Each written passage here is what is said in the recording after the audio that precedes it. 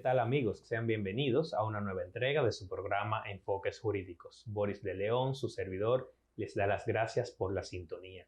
En esta oportunidad contaremos con la grata presencia del diputado José Horacio, con quien hablaremos acerca de las prioridades, los proyectos prioritarios en la agenda legislativa de la Cámara de Diputados. Regresamos en breve.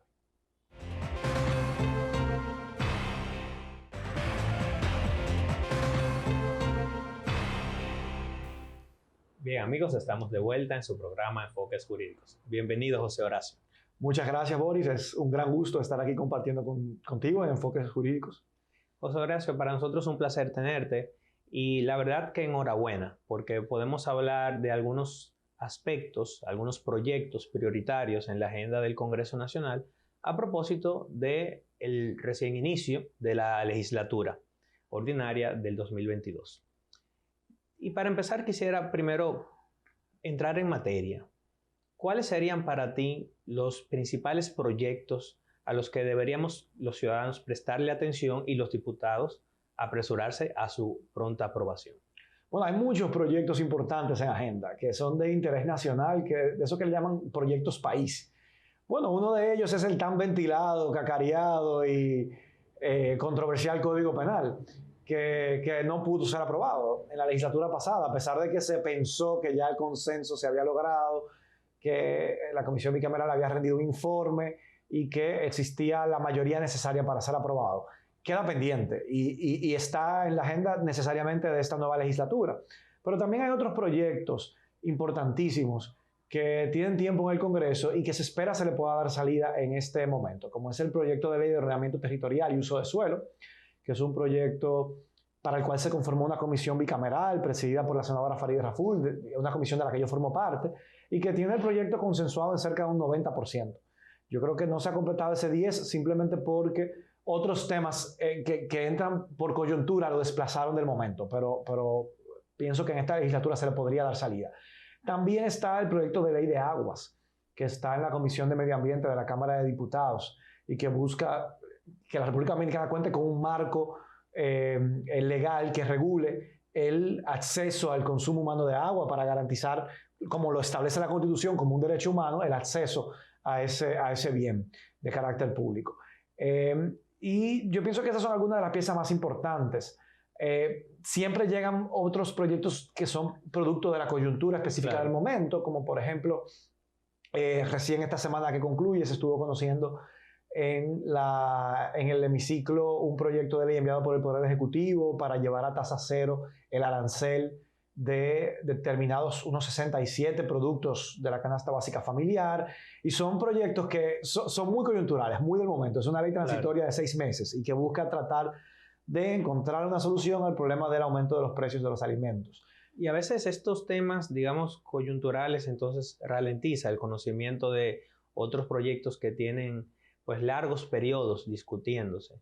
Y esto nos lleva a preguntarnos un poco más sobre el tema del Código Penal. Recién iniciado el año, vimos que se generó una situación donde incluso tú renunciaste a la comisión que se había designado para estudiar el código sobre la base de una situación de que se había introducido un nuevo proyecto y quedaba poco tiempo para su estudio.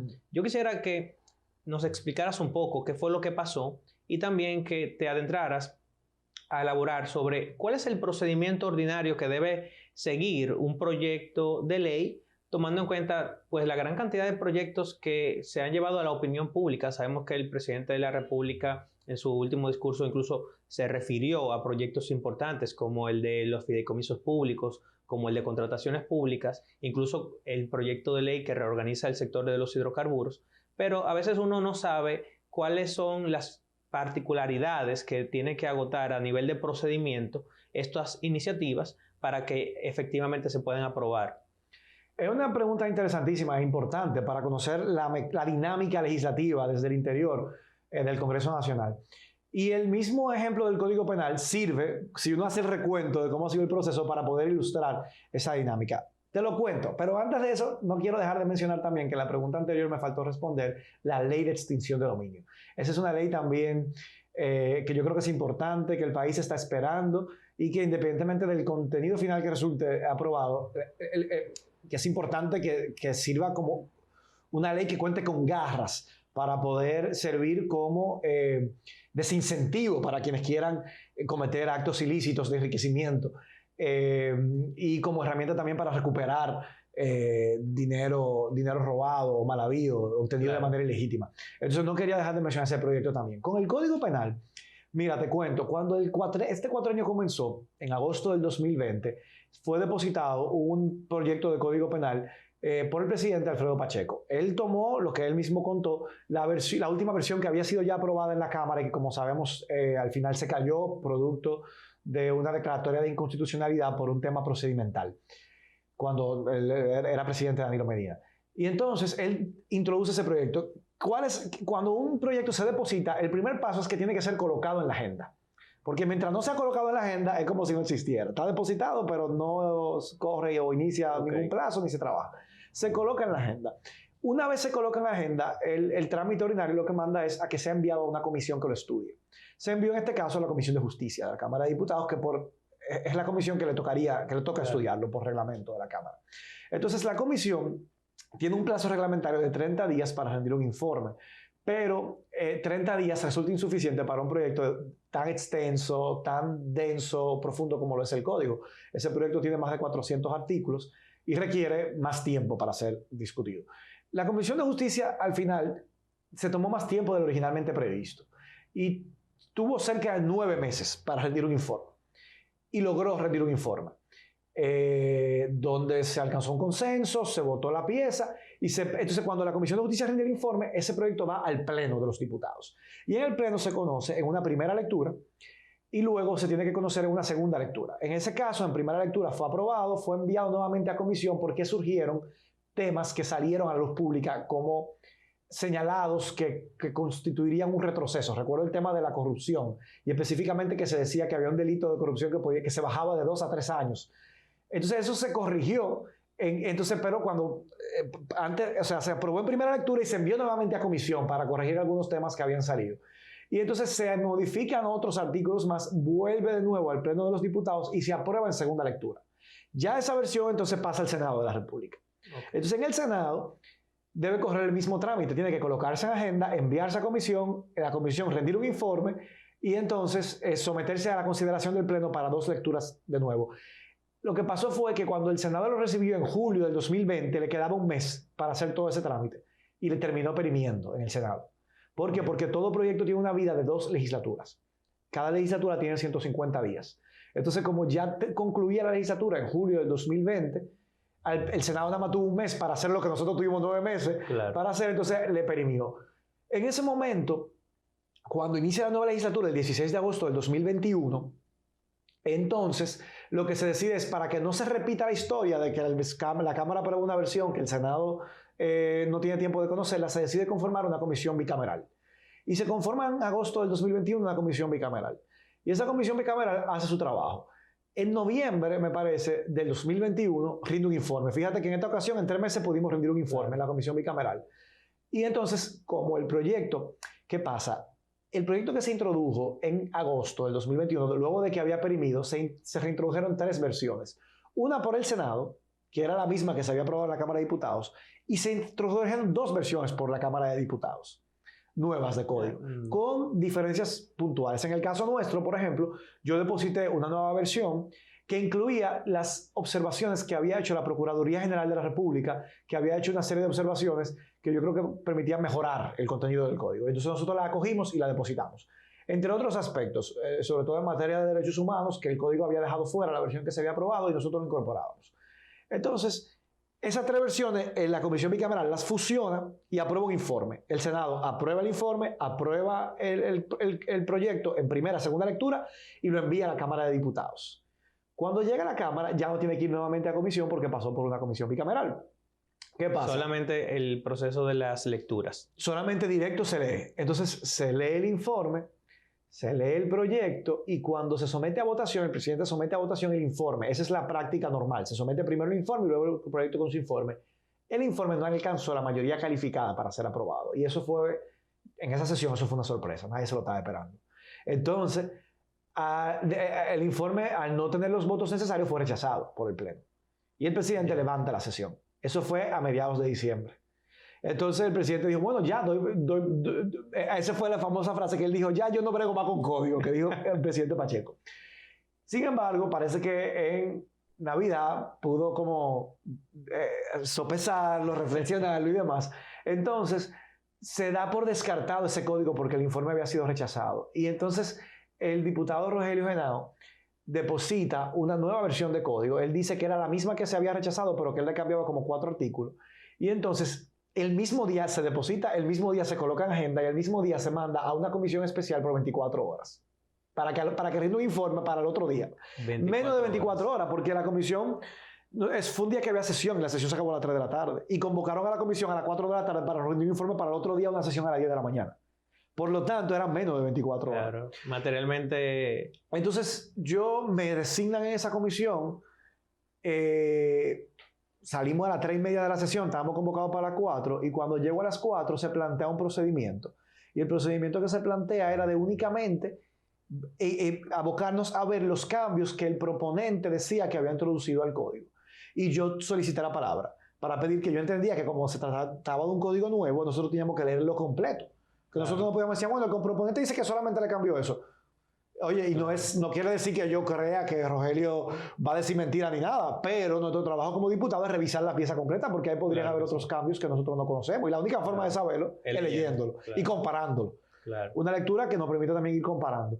Y entonces se aprobó, a mí en ese momento no me dieron la palabra, se aprobó a pesar de que la solicité, Alexis no me vio, se aprobó el procedimiento de solamente discutir los 4 puntos que estaban planteándose que eran nuevos.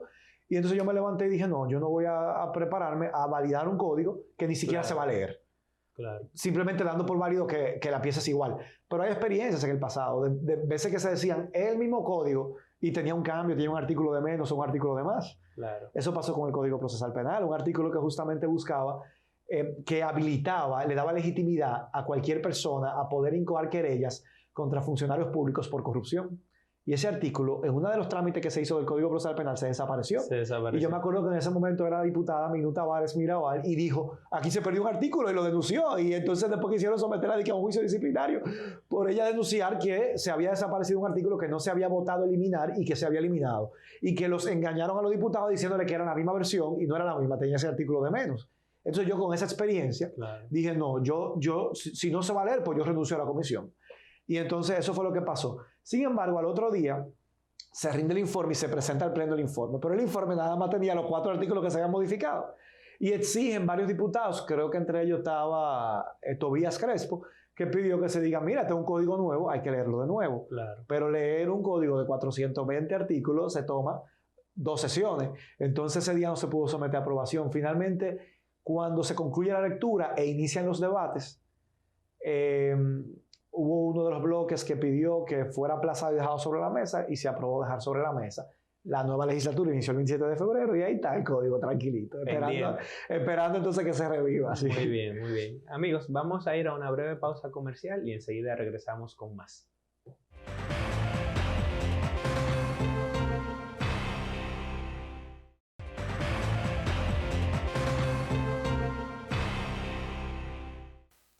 Bien, amigos, estamos de vuelta en su programa Enfoques Jurídicos, compartiendo con el diputado José Horacio, con quien hablamos acerca de las prioridades en la agenda legislativa de la Cámara de Diputados. José Horacio, en el segmento anterior puntualizabas anecdóticamente cómo fue todo el trajín de la discusión del Código Penal y por qué todavía lo tenemos como un proyecto pendiente. Y esto me hace preguntarte, con relación al proyecto de ley relativo a la extinción de dominio, ¿qué es lo que ha pasado con este proyecto que ha generado discusiones a lo interno de la Cámara digamos que en un sentido incluso peyorativo entre algunos legisladores? Ha habido un problema entre el presidente de la Cámara de Diputados y el senador de la provincia de Santo Domingo que de alguna manera tiene que ver con esta iniciativa. Mira, yo creo que ese proyecto hay como cierta resistencia y como, no sé, algo hasta de temor, de miedo con ese proyecto. Y te lo digo porque ese proyecto se había aprobado en el cuatrienio anterior, incluso en la última legislatura del cuatrienio anterior, por el Senado de la República. Y entonces, automáticamente cuando el Senado lo aprueba, eso debe ser enviado a la Cámara de Diputados. La Constitución dice claramente que cuando una Cámara recibe un proyecto aprobado por la otra, debe colocarlo en la siguiente sesión en agenda, ese proyecto ya aprobado por la otra Cámara. O sea, le da una prioridad a esos proyectos sobre otros proyectos, porque la Cámara en la Constitución no se mete mucho en los temas procedimentales del proceso legislativo. Eso está regulado por los reglamentos. Está más detallado en los reglamentos. Sin embargo, ese detalle sí lo dice la Constitución. Es una obligación constitucional. Cuando yo llego a mi primera legislatura como diputado, ese es un proyecto que era de interés mío. Y cuando investigo, veo que ya se había aprobado en el cuatrienio anterior, que estaba vigente, que no había perimido, y que estaba en la Cámara y no se había colocado en agenda.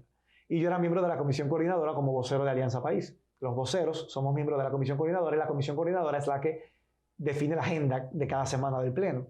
Entonces yo en esa Comisión Coordinadora hice un momento el llamado de que, mira, este proyecto vino del Senado y vamos a ponerlo en la agenda. Y como que varios de los colegas que estaban en la Comisión Coordinadora dijeron, no, ese proyecto hay que revisarlo bien, eso no es un buen momento para colocarlo en la agenda ahora. Y finalmente el proyecto perimió, sin ni siquiera ser colocado en la agenda de la Cámara de Diputados. Wow. Y eso viola la Constitución de la República. José Horacio, ¿y por qué es este temor? O sea, este proyecto de ley, si pudiésemos explicarle en palabras llanas al público, ¿qué es lo que persigue? Porque se ha hablado de que, bueno, que tiene que ver con el combate contra la corrupción, con la mitigación de la impunidad, pero entonces resulta a veces incomprensible para algunos la resistencia o el temor a un proyecto que lo que haría es contribuir al régimen de transparencia en el manejo de los fondos públicos. Exactamente, en esa dirección es que va el proyecto y busca crear un mecanismo legal que facilite el incautamiento de los bienes que se hayan obtenido producto por fuentes ilegítimas, digamos, que puede ser tanto de corrupción administrativa como de otros tipos de actividades ilegítimas.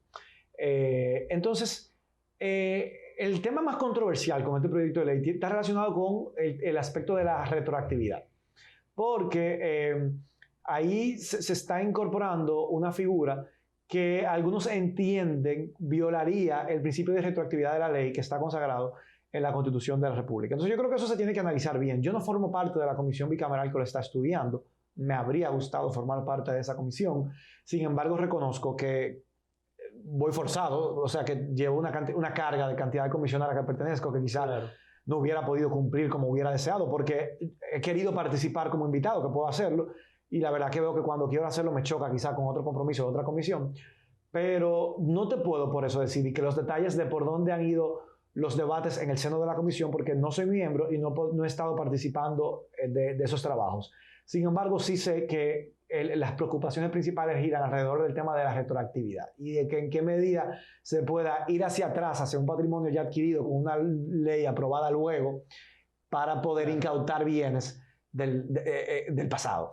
Y de todas formas, esa es parte de la resistencia. Este proyecto de todas formas se vincularía con la necesidad de aprobar el Código Penal para tener una pieza penal, o sea, una ley penal, una ley penal actualizada. Claro, sí, porque yo creo que ese es uno también de los puntos de avance que tiene el proyecto de Código Penal. En materia de lucha contra la corrupción, incorpora nuevos tipos penales que actualmente no están configurados en nuestra legislación vigente y también penas mayores. Entonces, claro, ese Código Penal acompañado de una ley de extinción de dominio, bueno, permitiría tener un tramado jurídico más robusto para poder combatir la corrupción. Sabemos que eso es insuficiente porque vivimos en un país con leyes muy buenas y serios problemas para que esas leyes luego sean aplicadas o sean aplicadas correctamente, pero ese sería un paso de avance para que si hay voluntad política desde el Ministerio Público, la justicia, entonces se pueda perseguir y sancionar la corrupción. Bueno, y a propósito del tema de la justicia, también está pendiente el proyecto de ley de uso de medios digitales en el Poder Judicial. ¿Esto también está sometido a una comisión bicameral o esto está siguiendo el procedimiento? Está en una comisión especial, presidida por el colega diputado Víctor Fadul, que es miembro del Consejo Nacional de la Magistratura y miembro de la Comisión de Justicia de la Cámara. Él preside esa comisión bicameral, yo sé que, perdón, especial, no es bicameral. Esa comisión hizo vistas públicas y en las vistas públicas se escucharon a los abogados, se escucharon a todos los sectores interesados y me imagino debe rendir un informe pronto. sé que había algunas diferencias, hay cierta resistencia de parte de diferentes asociaciones de abogados del país al tema de la digitalización de los procesos ante la justicia, ante el Poder Judicial. Sin embargo, yo creo que la solución a esa traba es hacerlos de carácter voluntario, o sea, que las partes puedan elegir. Claro. Si ambas partes deciden y están de acuerdo con llevar a cabo un proceso por vía digital, Claro. con la facilidad que ofrecen las plataformas digitales, porque se puede hacer. Ahora, si una de las partes entiende que no, que prefiere hacerlo presencial, que se le pueda dar esa opción. Y yo creo que eso ya sería un gran paso de avance. Sobre todo yo entiendo que en materia, por ejemplo, penal, sí hay que tener más cuidado para resguardar los derechos constitucionales al tema de la legítima defensa. Pero en materia civil y comercial, en materia incluso laboral, que la mayoría de las pruebas, tú lo sabes, son documentales, son escritas, se facilita el uso de las herramientas digitales. Ojalá en esta legislatura se pueda rendir ese informe y el país pueda contar, porque es un mandato del Tribunal Constitucional, claro, a través de una sentencia del Tribunal Constitucional, que para poder continuar con esas audiencias virtuales tiene que haber una base legal, y eso está pendiente. Muy bien. José Horacio, con relación a los proyectos que mencionabas al inicio del programa, mencionaste el proyecto de ordenamiento territorial, mencionaste el proyecto de ley de aguas.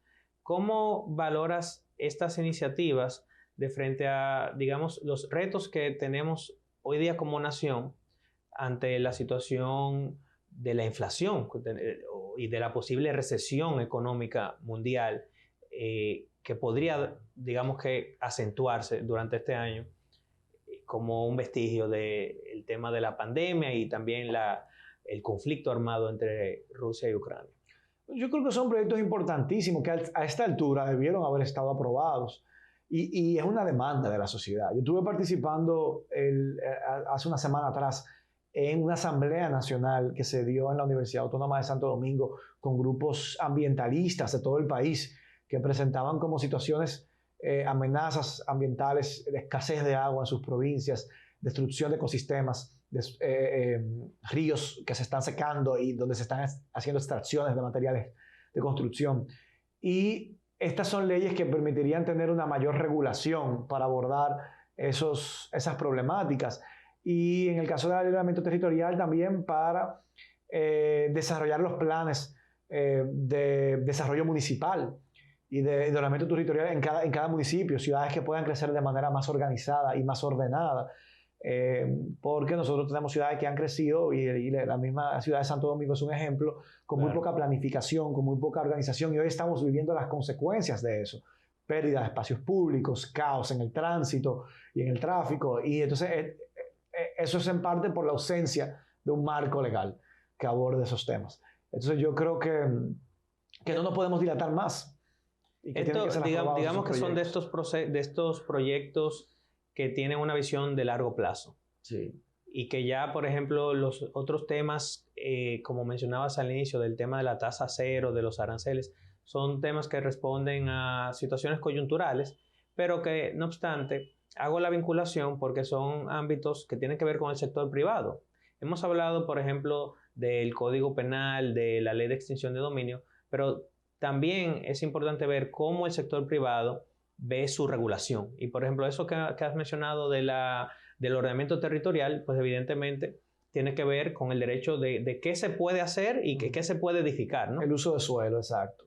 O sea, eso te determina cuáles son el territorio urbano, el territorio urbanizable y el territorio rural. Y cada uno de esos tiene su propia regulación, propia de los propósitos. Entonces no todo el mundo puede hacer lo que quiera, aunque sea propietario de un terreno, hacer lo que quiera con él. Eso corresponde a un marco y a un fin social para regular la vida, ¿verdad?, en la sociedad. Y la propia Constitución manda a esa regulación, incluso cuando desarrolla el derecho a la propiedad. Y bueno, hay países que están muy avanzados. Eso entra dentro de la esfera del derecho administrativo. Y hay países que están muy avanzados en esa materia, como es el caso, por ejemplo, de la legislación española, que yo creo que ha servido de alguna manera de referencia para el proyecto que se está estudiando dentro del Congreso Nacional. Muy bien. José Horacio, hemos llegado al final del programa. Muchísimas gracias. Esperamos contar contigo en una próxima ocasión. Y amigos, hasta una próxima entrega de su programa Enfoques Jurídicos.